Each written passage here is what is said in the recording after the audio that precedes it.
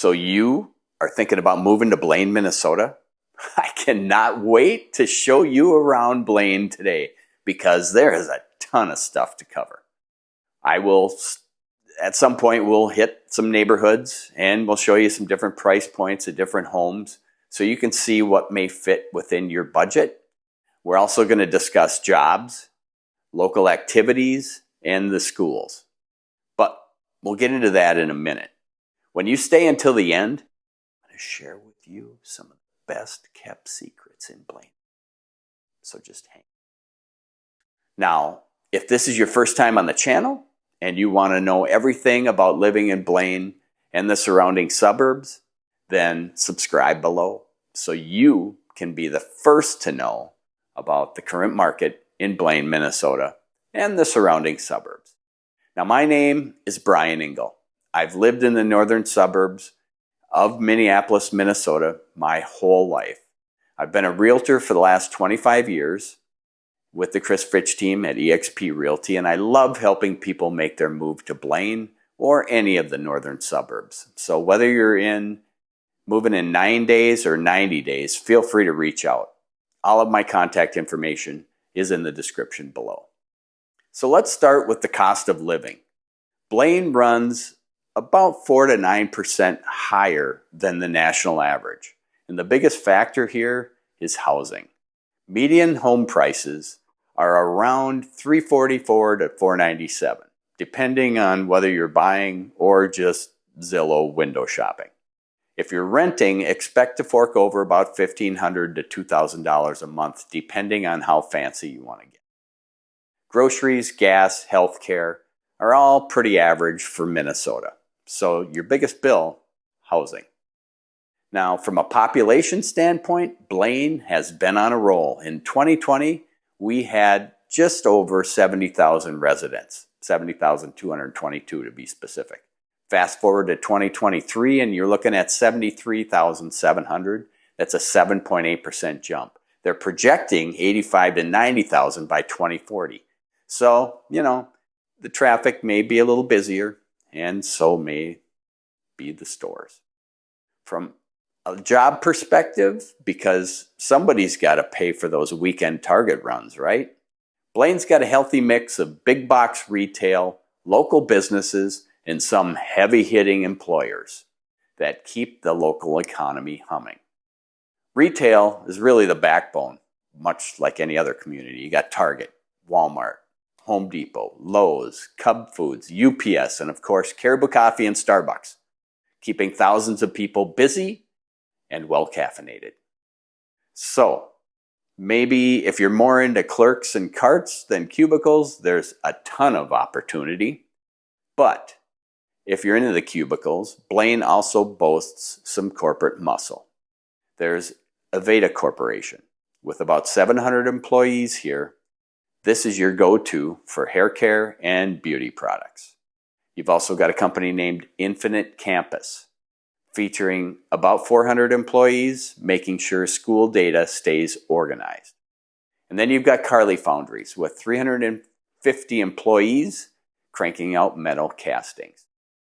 Now, Cub Foods is a big employer. It's not just for groceries. 4 stores in Blaine, 435 jobs are on the books.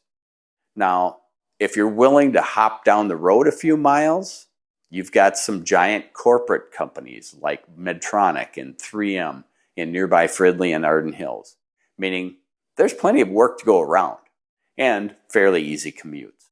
So altogether, Blaine's job scene is diverse, and it keeps the median household cruising at a healthy $103,000 a year, which is not bad for suburbia. Plus, you've got the National Sports Center bringing in tournaments and events. There's always a seasonal hustle to keep things lively. Now, from an activities and recreation standpoint, let's face it, there's more to life than work, or so I'm told. For family fun, check out the Fun Lab. It's an arcade, it's got laser tag, it's perfect for the kids or adults reliving their youth. The National Sports Center is a mecca for youth and adult leagues in soccer, hockey, and golf. You've got Lakeside Commons Park, which features a beach, trails, and playgrounds. So it's perfect for when you're feeling outdoorsy. And if you want to stay outdoors, bring Fido over to the Sullivan Dog Park near Aquator Park.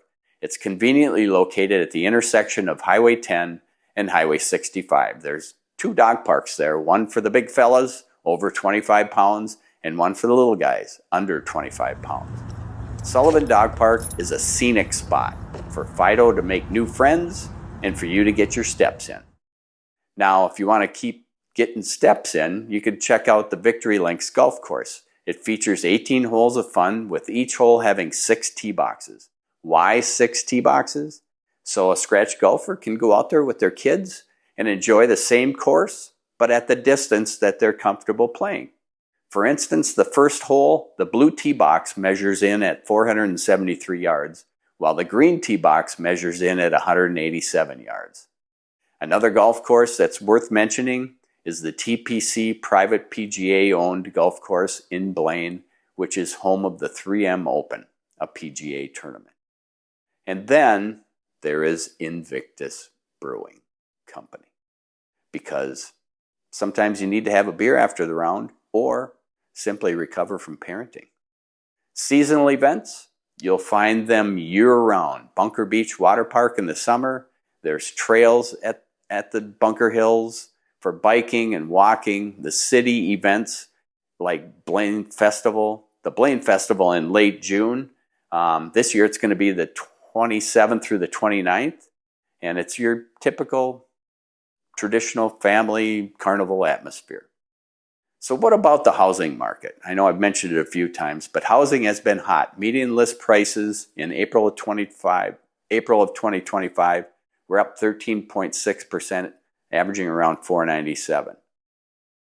So, there's more choices coming onto the market with the new developments all the time.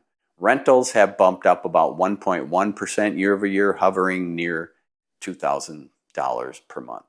So buyers, act fast. Renters, budget carefully. Now, from a school perspective, Blaine is in the Anoka-Hennepin School District.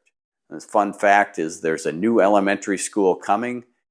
It's a $35.4 million project to handle the growing crowd. Also, the district's adjusting boundaries to manage overflow.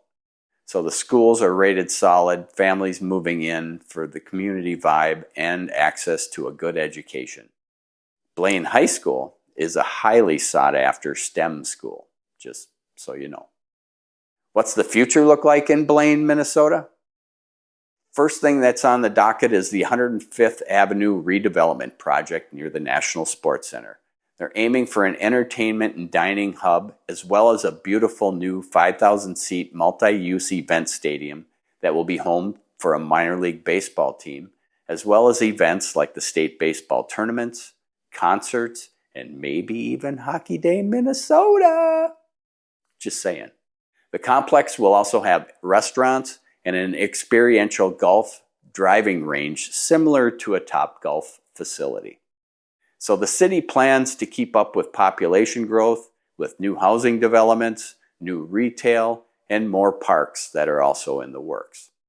By 2040, as I said before, they're shooting for 85 to 90,000 residents, so there's room for you and your in-laws maybe. Hi, just saying. Okay, now for the hidden gems. The Old Piper Inn is a restaurant that has loyal followings for wings and pizza.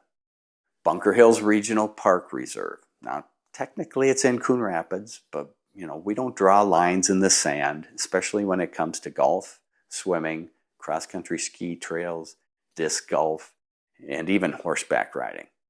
So last but not least, the Invictus Brewing Tap Room, which shares a common area with the Tipsy Steer, which is a restaurant. Their outdoor patio is pet-friendly, so just so you know. So wrapping it up, growing population, strong job market, and family-friendly. There's tons of activities, indoors and out. The schools are expanding to match the growth. You can expect a little bit of a higher price tag for homes and rent. and traffic might be a little bit busier as Blaine becomes larger. So, if you're thinking about investing, moving, or you just want to keep tabs on Blaine, let me know in the comments or reach out directly. Thank you for watching, and we'll see you at the next city video.